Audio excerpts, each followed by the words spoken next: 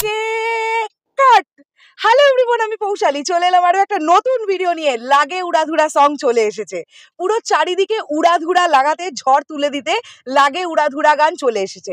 আমি এই গানটা কেমন লাগলো, ইতিবৃত্তান্ত সব বলার আগে প্রথমেই বলতে চাই, আমি সত্যি এটা আমার বিশ্বাস করতে কোথাও গিয়ে অসুবিধা হয় যে মেগাস্টার শাকিব খানের এজ 45+।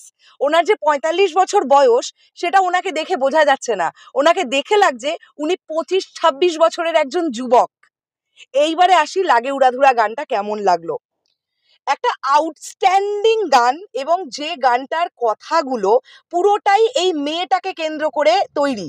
মানে যে মেয়েটার প্রেমে পড়ছে, মানে এখানে মিমি চক্রবর্তীর যেরকম একদম মেয়েটাকে কেন্দ্র করে গানটাকে লেখা, ফ্যান্টাস্টিক লেখা।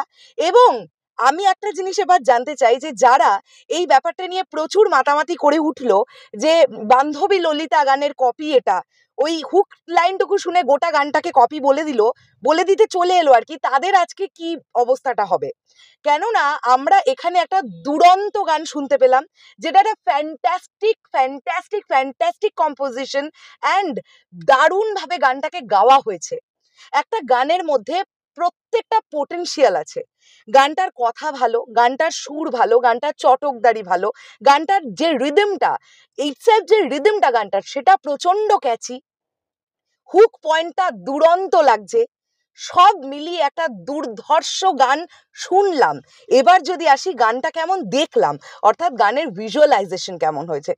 আমি প্রথমেই রায়হান রফি ভাইয়াকে একটা স্যালুট জানাতে চাই। কেন জানো, ন্যাচারালি আমরা আইটেম নাম্বার তো অনেক হতে দেখি, বাংলায় কম বেশি হয়, কিন্তু একটা আইটেম নাম্বারে যে এইভাবে ক্যামেরার ইউজ করা যেতে পারে, এই রকম ধরনের ক্যামেরার কাজ করা যেতে পারে। মেগাস্টার শাকিব খানের এন্ট্রিটা যখন হচ্ছে, তোমরা দেখবে একটাই শট এক্স্যাক্টলি, ক্যামেরাটা একবার এখানে একবার এখানে একবার এখানে, এই যে ক্যামেরাটা যেভাবে নেওয়া হয়েছে, ক্যামেরার কাজ, সেই জায়গাটা যেরকম ভাবে করা হয়েছে, দুর্দান্ত লাগছে জাস্ট দেখতে। মানে এটা নিয়ে কোনো কথা হবে না।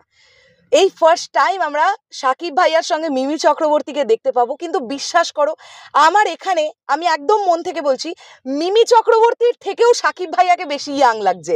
মানে আমার দেখে মনে হয়েছে, মানে আরো বেশি যেন কি বলবো, ফ্রেশনেস একটা মানুষের মধ্যে, এত এনার্জি, এবং যেভাবে ডান্সের হুক স্টেপগুলো হয়েছে, এবং যেভাবে আমরা প্রীতম হাসানকে গানের শেষে জয়েন হতে দেখতে পাই, এবং একটা সেম ফ্লোরে প্রচুর কো ডান্সার্স, এত বড় গ্র্যান্ডার, এত বড় স্কেলে একটা গানকে শুট করা, এত লাইটিং এর কাজ, যেভাবে কালার গ্রেডিং করা হয়েছে, একটা ব্লুইশ টোন দেওয়া হয়েছে, এবং যে কারণের জন্য দেখবে মিমি চক্রবর্তীর কস্টিউমের কালারটাও ব্লু রাখা হয়েছে।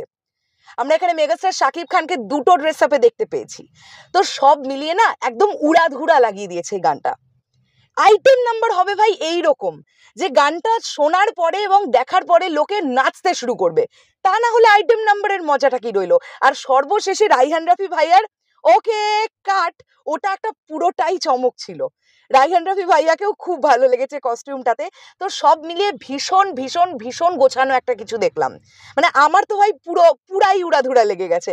তোমাদের কেমন লেগেছে গানটা অবশ্যই কমেন্ট করে জানাও, এবং শাকিব মিমি জুটিকে কেমন লাগলো এই গানটার মধ্যে অবশ্যই সেটাও কমেন্ট করে জানাও। দেখা হচ্ছে আবার খুব শিগগিরই। গাড়িতে বসে রিভিউ করলাম, যদি একটু কোনো অসুবিধা হয় আমাকে ক্ষমা করো। এখন বাড়ি ফিরছি, বাড়ি ফিরে এই গানটা কভার করার চেষ্টা করব, আজকেই চেষ্টা করছি। টাটা।